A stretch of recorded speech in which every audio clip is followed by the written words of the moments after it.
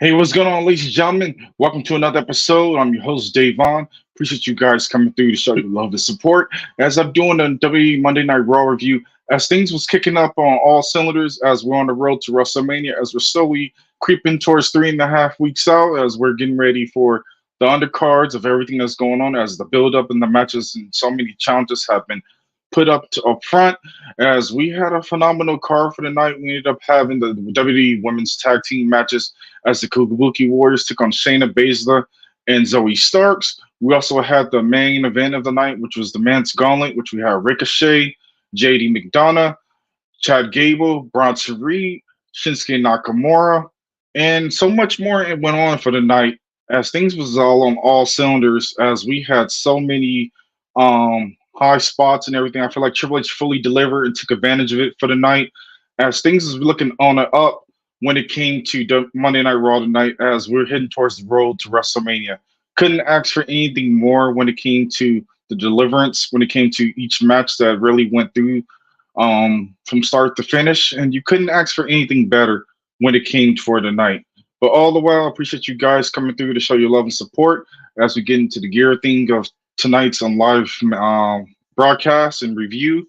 As I think we got to kick things off directly when it came to the kickoff when it came to the hype of the schedule night one main event match between Rock and Roman Reigns taking on Cody Rhodes and Seth Rollins, which that's going to be an anticipated high drama tension match where so many spoilers and things can happen in between the match where a lot of people have their own predictions, which I was chopping it up with, which I highly agree with. When it came to different scenarios, we can have twists and turns when it comes to that. People would turn their face or heel. But all the while, I feel like this is going to be great to see what happens in the long run when it comes to that main event. I feel like the booking is really on the written in the sand, and I feel like it's going to be phenomenal when it comes to that main event for night one.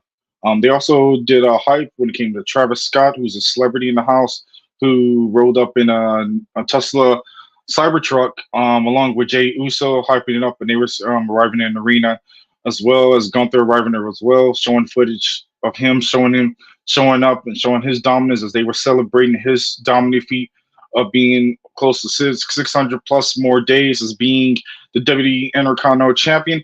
And you couldn't ask for anything more when it comes to Gunther and his display into himself.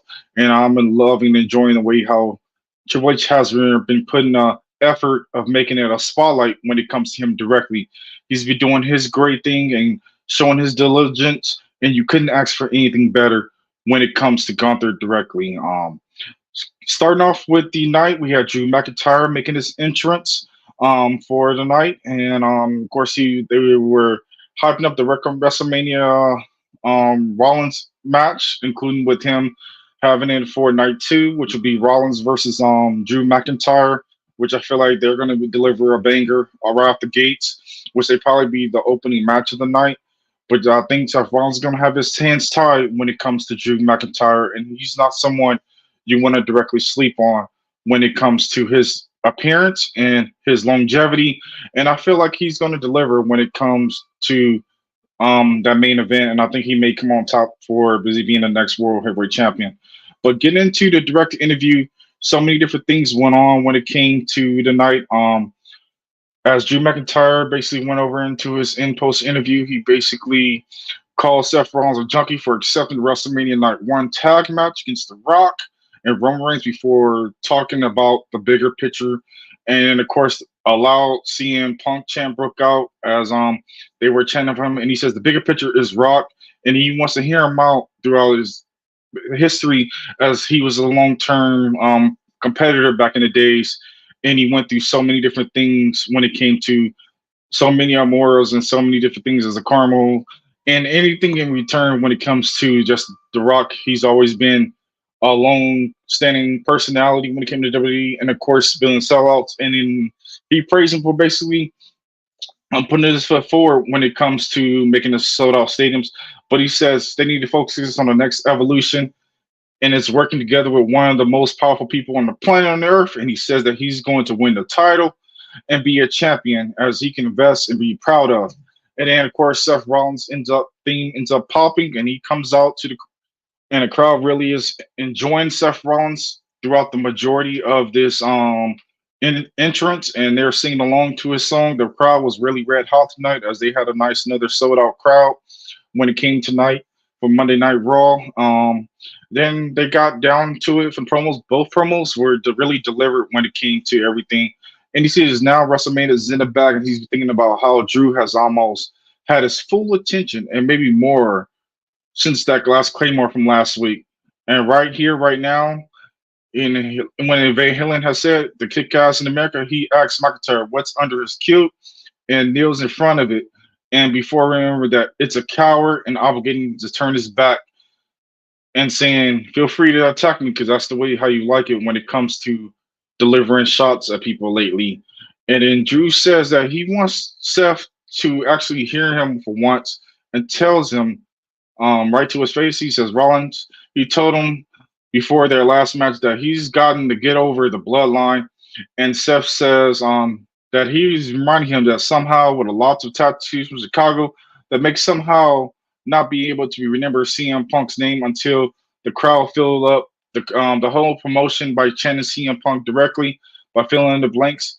And he says he was used to thinking that CM Punk was the biggest hypocrite in the world until he met McIntyre, and that he does all the whining and crying about the bloodline, but now it's like he's trying to be an honorable member of the bloodline. And he makes his case by pointing out all times that recently Drew has gotten help from them, and that he lays it out on the table that right for night one, he and Cody Rhodes is taking out the bloodline down. The night two, that it would just be the two of them in a one-on-one match, standing match, and that he knows what's going to happen when it comes down to the line, that he's going to stump Drew's head into the mat, and his shoulders, it will be the last thing that he's going to hear when the people singing his song during the end of that night. So we shall see when it comes down to the wire, when it comes to that, from that nice quote from Seth Rollins, which is going to be a quick, efficient match, but pretty straightforward, pretty decent. I can't wait for seeing what goes on from there as things continue to hit towards the swing towards that. Back to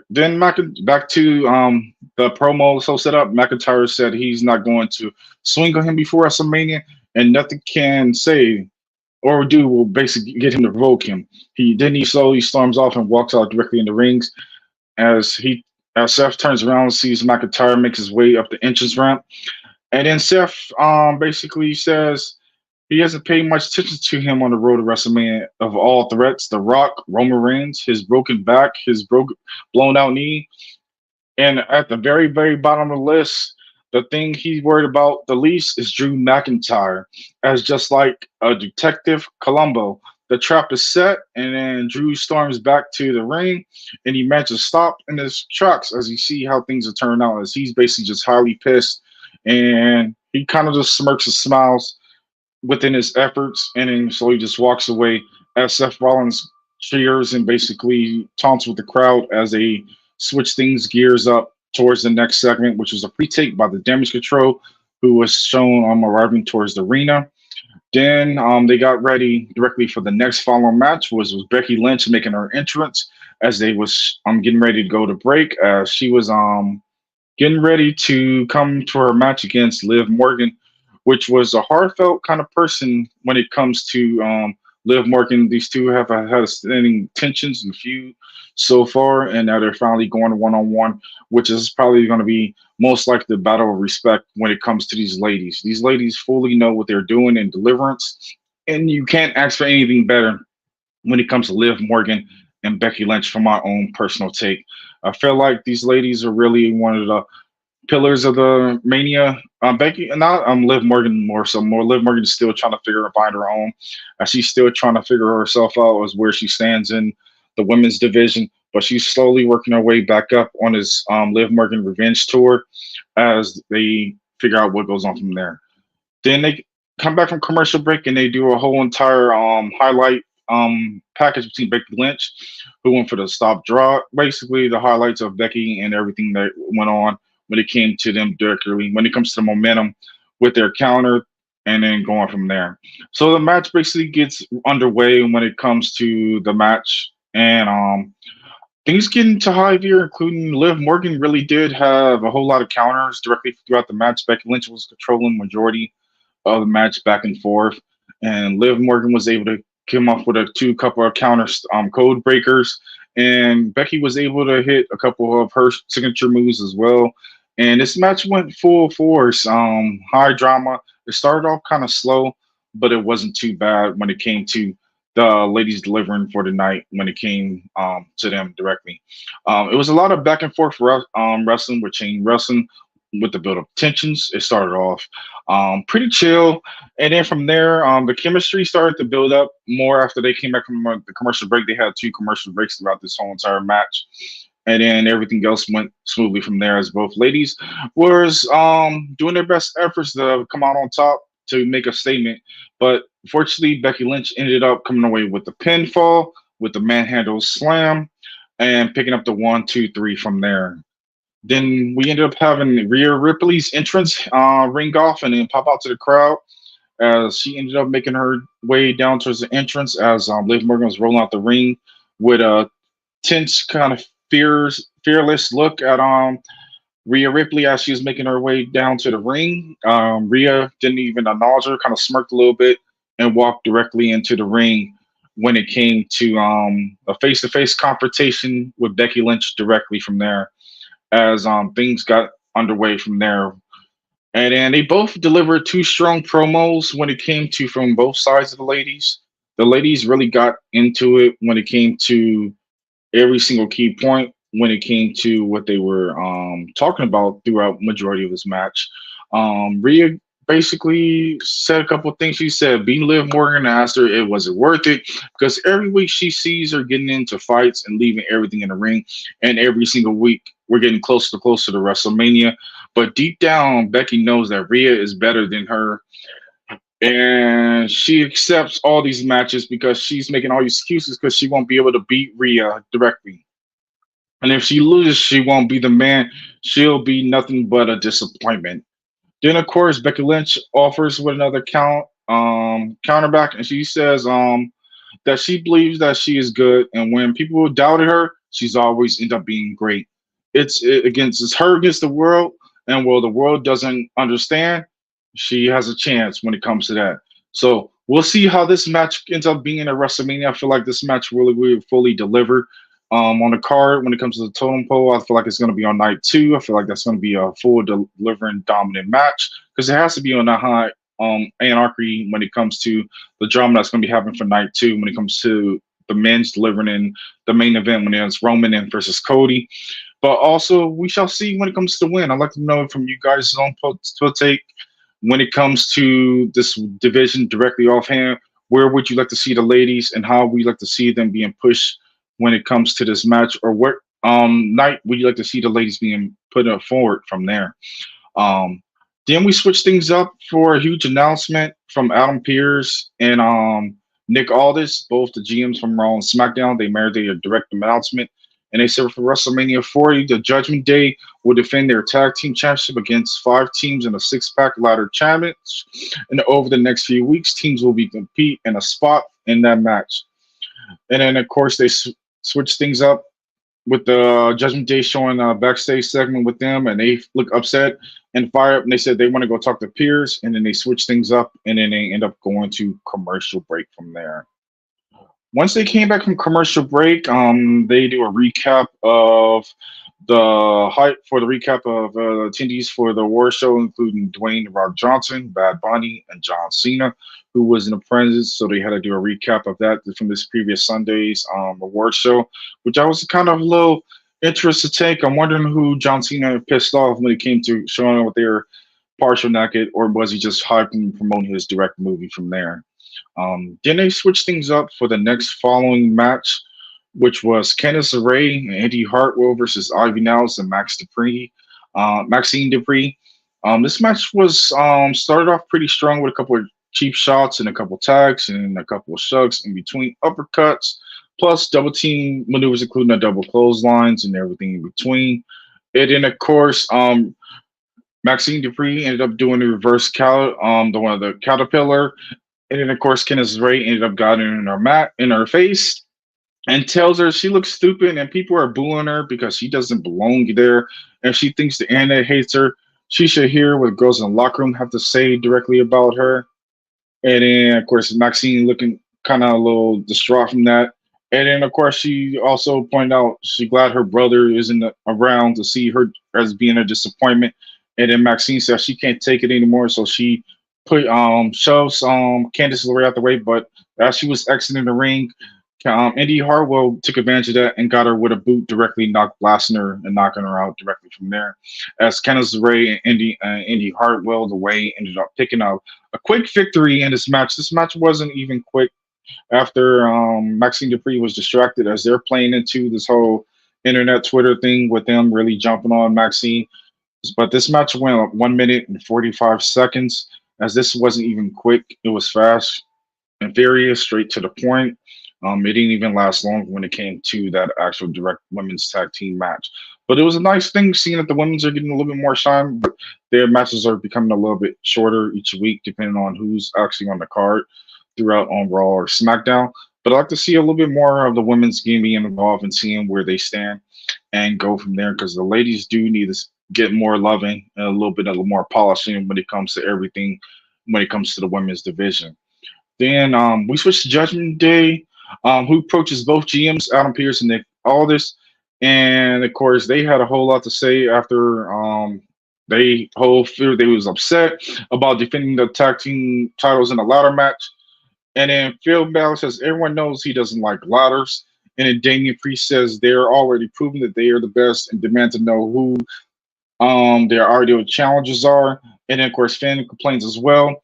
And no one listens to his idea as both GMs kind of just looked on and was like, okay, whatever the next case. And then Adam Pearce admits that they got the idea from Awesome Truth. And Priest says he wants to match with them. And Pierce says that they're doing media today, so they're not available. But Truth rolls up, and then it's shocking to learn that it's Monday and he's supposed to be doing media. And Damian Priest demands a match against him and demands against them. And from there, as R-Truth makes his way directly in there, and then he says he's not in media. He didn't know it was Monday for media. And Damian Priest says he demands a match with R-Truth and then leaves from there. Then, of course, we cut to Michael Cole in the ring, who tosses a recap of the SmackDown Bloodline segment, which was very interesting from start to finish when it came to the whole broke down, the cheap talking, everything between the Rock's promo, which was phenomenal. Same with Cody Rhodes. Also, when it came to the deliverance of the slap and everything in between, and then everything that broke down from there, as we didn't get to see the post-match afterwards, unless some people leaked it directly online. It wasn't as good as it possibly can be, but I wish it could have been a whole lot better when it came to that spotlight of that following Friday night SmackDown from there. But things broke down as Cody Rhodes made his entrance after Michael Cole introduced him, and things went smoothly from there as they broke things down, and things went smoothly from there as he discussed a whole lot of topics. He made things clear that that he slapped the Rock and made it clear that he's the boss, and Cody made it never get another title shot if he doesn't win this one. And Rhodes says that he's not sure if the Rock is actually his boss, but if he is, well, it feels good to slap your boss. And then smirks, and then the crowd hypes it up and was so fully excited from there as things broke down from there. And he said the reason why he slapped the Rock because it was a full-on receipt. And Michael asked him why he accepted the tag team match, given that Seth Rollins made clear that he wants to be the most important champion in WWE, and how can he trust him? Then Cody basically broke it down and says he went off he went for the distance and smashed his throne, and now the man is sitting on the throne that he has been the closest ally in the business. And Seth has always had his respect, and he will happily go into war with him. And besides this, it was a one shot to getting a fair fight against both the Bloodline and then night two against The Rock and Roman Reigns. He wants to answer a question from Michael Cole, posing that the last time they were in the ring together and whether or not the repeated failure has been a story. And he says it's a good question. And then, of course, another question gets answered as he asks his nurses. He says, "Has you ever in Roman next year?" He says he's already said that, but now the story isn't just about him. It's about in the title anyway. It's about us, the following, the people, the end all the way to the ends of earth. The young blind girl who came here to cheer for him. His friend who just had spinal surgery and wanted the weight belt. His sister, which Rock didn't even mention last following Friday, who rode shotgun with his dad and was the first Dusty Rhodes fan, or his mother, the only one who he has got left, which Cody ended up shedding a couple of tears from there, and said he can't hand the title to Dusty Rhodes, but he sure can hand it to Michelle Rubio. And he breaks down with more tears as the crowd chant for him. And he continues to say his number one fan is his wife, Brandy Rhodes, the most important woman on earth, who took a chance on him when he was wearing a goofy mask and taking RKO's every night. And the story beyond that, it's up to him. He speaks directly to Roman Reigns and straight to the camera. He said last year said that they were in the third inning, but now he's saying that he's in the last inning. He's glad that he's got his moment because WrestleMania 40, Michael will get to say the first time that Rhodes is WWE champion, and he says that Cody Rhodes will finish his story, and of course the hype reel goes from there as they close out conclusions from there. Then they switch things gears up with the hype reel of the Ricochet and JD McDonagh, who follows up with their promos directly with a video package leading up directly to the Gauntlet match leading up for tonight, which was phenomenal main event from start to finish for all competitors who were involved. And of course, the winner, I will get down towards more as we get along down towards talking about the main event from there. And then we get things underway with the Kabuki Wars making an entrance with Damage Control for a match against Shayna Basler and Zoey Starks as they shift gears and go into commercial break. Then they make their way back from commercial break. Then they show Liv Morgan and Becky Lynch basically coming face to face with each other and then giving a respectful handshake from there, acknowledging each other presence, which they have been pretty great and kind of having a great chemistry with each other. And then, of course, Nia Jax had to ruin the moment and kick out both ladies to show her dominance, throwing Liv Morgan over to one of the locker areas. And then, of course, putting Becky Lynch to the table as the officiants and everybody like they got involved to basically try to break it up and keep things on the wraps from there as they continue to keep her on this steamroll progress of keeping her looking good in the spotlight when it comes to how they're delivering Nia Jax to continue to stay strong throughout most of the majority of the match. And you couldn't ask for anything better when it comes to how they continue to do really, really good with her on a run, even though she still continues to be that beast. And we're wondering who's going to take out Nia Jax or stop her in her path of destruction. But we shall see how things turn out as we get more into Monday Night Raw for this following evening. Then we get things underway for the women's tag team match, which was Zoey Starks and Shayna Basler as they made the entrance for the tag team title match. And this was a, a cool match from start to finish. Couldn't ask for anything better when it came to the ladies as they got underway against the Kabuki Warriors. This match had a whole lot of chain wrestling, a nice little tag team spots, including clotheslines, drop kicks. Shayna Basler and Zoey Stark controlled majority of this match. They really weren't directly on top of it, but this match was pretty quick and efficient. It wasn't too long. It was straight to the point. As the ladies really delivered everything when it came to the deliverance and how they kept things smoothly. But it was broken up where Zoey Starks was going for a Z360, but connected and Shayna Baszler hit it with a knee, but then Oscar broke it up. And of course, Baszler went for a takedown for a Kakuta clutch. And then it was versed with a pin and a kick out and a roll through, and then she hit it again. And then, of course, we ended up having one of our prime members of the group that ended up coming through for not damage control. We ended up having a whole interference directly from there. We ended up having the both group ladies getting involved and causing a whole lot of turmoil when it came to tonight as the ladies stand tall and pretty much everything went smoothly from there.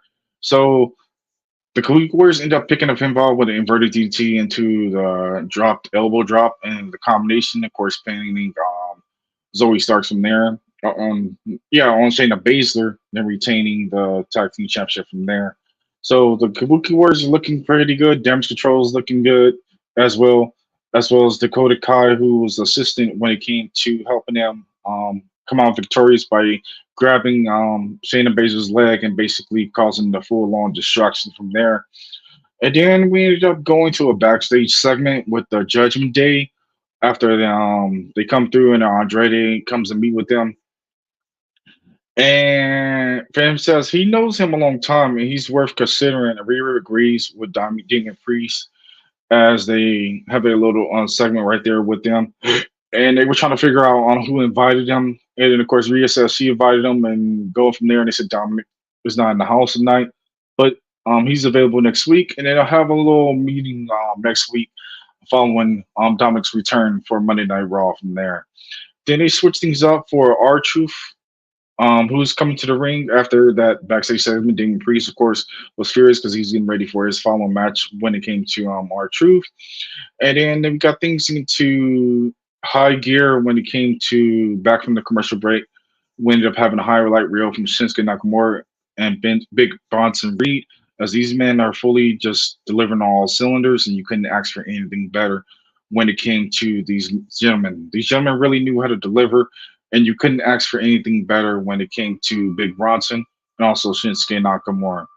But we get things directly underway, and after they do that little highlight package and last statement before the gauntlet match between those guys who are being involved, and Damian Priest makes his entrance, and he goes straight to the point, and he lays out R-Truth with no hesitation. He's on serious mode, and he's playing no games directly from there. And he's being dominant. He's straight and being fierce. And of course, the referee tries to break it up a little bit and tries to give a little time limit from there and go from there. But this match went pretty decent from there, as this match was pretty decent from start to finish. Couldn't ask for anything better when it came to this.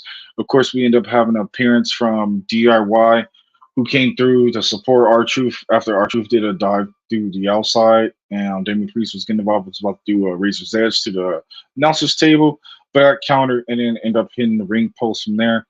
And then things continue to break down from there as things went smoothly with a nice, cool, calm, cool, collective pace. You couldn't ask for anything better. Then, of course, R-Truth was rallying back, doing John Cena's signature moves, including the five knuckle shuffle, attitude adjustment, even putting the STFU and adding that on as well. And of course, Damien Priest was able to break it up. And then, of course, DIY was cheering them on. And then we end up having involvement by the Judgment Day, JD McDonagh and Finn Balor coming in and attacking DIY. And they end up coming into a tensions full brawl, which things broke down from there.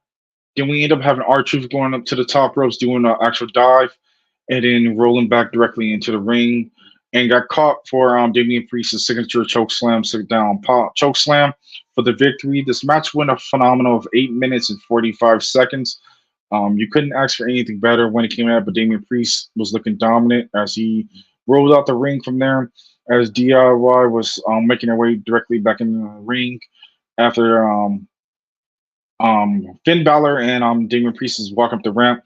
Then DIY was rolling back in the ring. Then, of course, JD McDonagh went on the offense and ended up attacking DIY. Then Judgment Day rode back directly in the ring and ended up going on the offense and attacking DIY, making statements with their signature moves.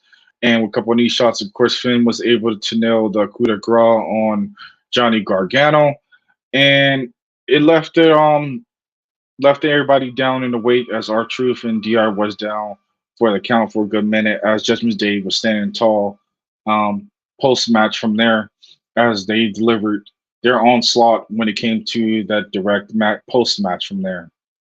Then we switched things up to another commercial break after that post match from there, after they taken them out. And then we end up having an announcement about Logan Paul, who will be having a show with a breaking announcement news tomorrow on Impulsive. So I guess if any of you guys are fans of Logan Paul, feel free to check that out and see what his actual announcement will be, if he's making a challenge towards Randy Orton, or if it's a tag team, or if he's going to have put the title online. You will know more information directly for tomorrow.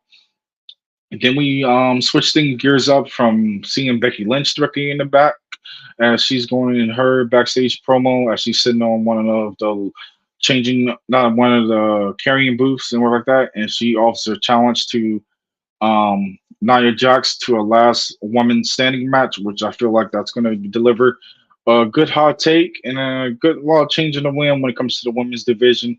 I'm kind of excited to see where things move on from there as they get things underway when it comes to that. So we shall see where this match goes, if it's going to brawl throughout the whole entire arena or if it's just going to stay stationary directly in the ring. But it's going to be a last woman standing match, so we get to see a whole lot more as if they're going to brawl throughout the arena and get themselves involved and make things become smoothly and become a change in the wind. So we shall see what happens. But I look forward to seeing what this woman do and being productive and making things count and making things happen from there when it comes to the women's division. Then they switch to high gear and get ready for main event. Jay Uso comes out to the ring. He's hyping the crowd up along with Pat McAfee having his yeet moment. He said he's being feeling yeety all over himself, and then, of course the commentary is having a little bit more fun now when it comes to how they're conducting everything when it comes to everything with Jay Uso and just the deliverance of. You can feel that the commentators are a little bit more eased back when it comes to these fast common weeks with the way how the show has been running both on Raw and SmackDown. They're feeling a bit more comfortable. They're having a lot more fun. They're being more vibrant. And that's what we like to see when it comes to the men's commentary or just in general, all the other cross brand shows, including NXT, WWE, just in general from there. Then, of course, following the entrance, Jay Uso's looking serious and he offers direct challenge. He says he's calling his big brother Jimmy Uso. He says he came to Raw for a fresh start, and the bloodline won't let him go. So he wants brother on brother, twin on twin, blood on blood, Uso versus Uso, Jimmy versus Jay at WrestleMania. And he says, if you're down for it, set my challenge and go and pretty much going from there. So we shall see what happens when I feel like the Civil War when it comes to the bloodline is going to fully deliver. You can't ask for anything better when it comes to the bloodline. The bloodline really knows how to stand on their own and knows how to deliver. You can't ask for anything better when it comes to the bloodline. If you're looking for anything else to be short, you're not going to get that when it comes to the bloodline. They fully know how to deliver and they know how to be in their own when it comes to um, how to have the chemistry. And this will be the first time we actually get to see them on television tape going face to face. We haven't seen them having an encounter since a long time, since 2016. That was when they had a singles match on main event, but that was such a long time ago. But it really wasn't interaction. It was more so like a tag team split match when they were back then in the following pass of the WWE. Then we hype up the package for Gunther, who's in for this Intercontinental Championship reign, which surpasses 640 days as the champion. And that's an amazing feat when it comes to Gunther. He continued to write history each and every single day as being into his own, as being the Intercontinental champion. You can't ask for anything better when it comes to Gunther. Gunther always has been a phenomenal superstar from even his indie days to now making his feet in the WWE, changing up his eating habits, being disciplined, doing everything he can. Even just overall, just his presentation has been a lot better and a lot smoother. And of course, they go through the whole entire segment and they switch things up to an interview directly for him. And they ask him directly when it comes to his competitors for the night. Gunther really said he's focused on his legacy and his responsibility of being a champion. And that tonight chimes into another step closer as he's going to leave everything when it comes to the great prize and the affirmation that he's put in. And he wishes whoever wins tonight good luck when it comes to winning the gauntlet for the Intercontinental Championship for the night. So I look forward to seeing how things turn, make a positive push and a positive turn when it comes to Gunther and whoever his next following challenger is. Um, then we switch gears up as they get ready for the Gauntlet match, the main event, as they come back from commercial break. They get switching up with JD McDonagh making his appearance, and of course they go through the whole entire video package of hyping up Muhammad Ali being in the 2024 Hall of Fame. It's well deserved. You couldn't ask for anything when it comes to Muhammad. He's always been a great presence when it comes to how he has delivered himself. And you couldn't ask for anything better when it comes to the Hall of Fame, Muhammad Ali. Unfortunately, it's probably going to be represented by his family, but it's all good and gravy as Muhammad has always been a true legend, regardless of where he has been, even when he made his presence during WrestleMania 1 and so on from there when his other future presence from there from the past. So congratulations to Muhammad Ali for making it into the WWE Hall of Fame. It was well deserved, and you couldn't ask for anything directly from there. Then also the commentary switched things up as they hyped up CM Punk's return from Monday Night Raw for Chicago, and of course they're trying to get that sold out as well to get the crowd to be invested and get things underway from there. Then we switch things gears up back into for the main event, which is the Gauntlet match, which was Ricochet and JD McDonagh, who started the match. This match was on all cylinders. This match fully delivered. Couldn't ask for anything better when it came to JD and Ricochet. I feel like they really put on a full appearance and really delivered when it came to this match. You couldn't ask for anything better, including the somersaults, the finishing splashes, the leg ties, the chain wrestling. This match was fully high, fast paced, and I really was highly invested when it came to this match. If you're a fan of cruiserweight style display matches that do control style, high spots, and everything like that, I highly recommend seeing this match between JD McDonagh and Ricochet as they really put on a performance from there. JD controlled majority of this match as things was going into high gear, but it was hard hitting. It was good for majority of the match. This match was fast and efficient. It lasted a total of 12 minutes and 11 seconds as Ricochet ended up getting that victory and ended up eliminating JD McDonagh from the contest of being eliminated with a shooting star press. Then they switched the gears up directly when it came to Bronson Reed, who entered for his match as he came in third.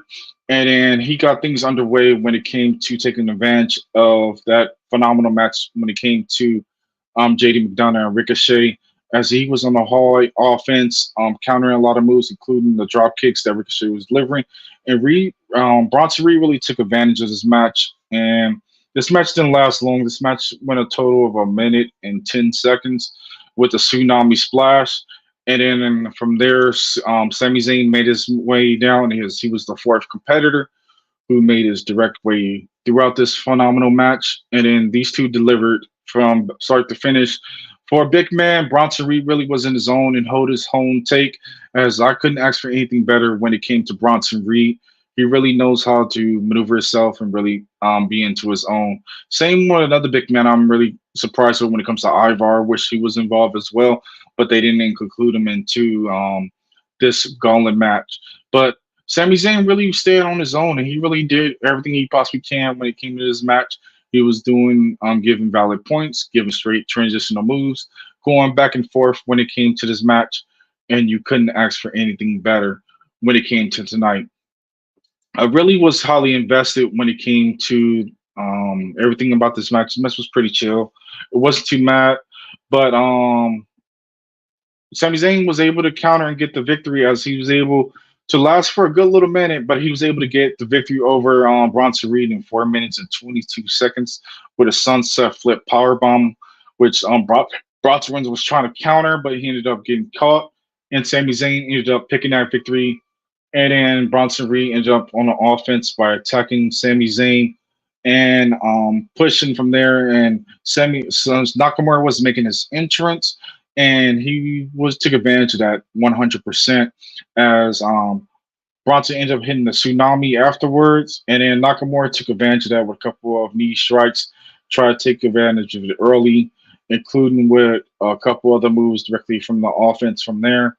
And things went into high gear for that match as well. I believe that match wasn't long at all as well, as that went a total of 5 minutes and 27 seconds. But Sami was making his redemption pushes. He was pushing through it, including a couple of Kinshasa blocks, including axi kicks, which he ended up countering a couple times. And Nakamura even tried to go set up for the Kinshasa. Even Nakamura was able to kick out directly out of a haluva kick, and then of course he got countered again with a haluva kick out of nowhere, and that was a nice little set feat when it came to the way of the deliverance of how Sami Zayn was able to push through to make his redemption and get ready for his next following match. Then we ended up having Chad Gable as being the final competitor, as they were jollying down as being the last final two for tonight's Skolocast. Um, Chad Gable did not want to take advantage of this whatsoever. He wanted Sami Zayn to gather himself so they can really get down to this match. And this match really delivered on all standards when it came to being the final match of the night, including close both competitors were jollying for positioning. They were doing float overs. They were doing a whole lot of chain wrestling. Chad Gable was on a false presence with a couple of German suplexes. They really were delivering, and you couldn't ask for anything better when it came to both guys. They really were in their own, and they really pushed themselves to really be in great contention when it came to this match directly. I feel like this really delivered it, and it was a phenomenal start to finish match. This match went a total, not even long. This match went a little bit longer. It was an 8 minute and 22-second match, but it delivered on all cylinders, and you couldn't ask for anything better when it came to Sami Zayn. Sami Zayn was able to get the last elimination as he did a crosslock victory, roll up, and became number one contender for the Intercontinental Championship. And then post match, they get respect each other. And Sami Zayn gave Chad Gable a hug as Chad Gable looked distraught in defeat. But then, of course, Gunther made his direct way down there and made his way down to end the show from there. The show concluded from there, and it was pretty chill. Couldn't ask for anything better when it came to just all the shows, all the matches directly in this Gauntlet match. I feel like it was a lot of key points from the beginning of the Gauntlet match when it came to JD McDonagh and Ricochet. I feel like that gave a stellar performance. It took the majority of the time from the match, but it fully delivered.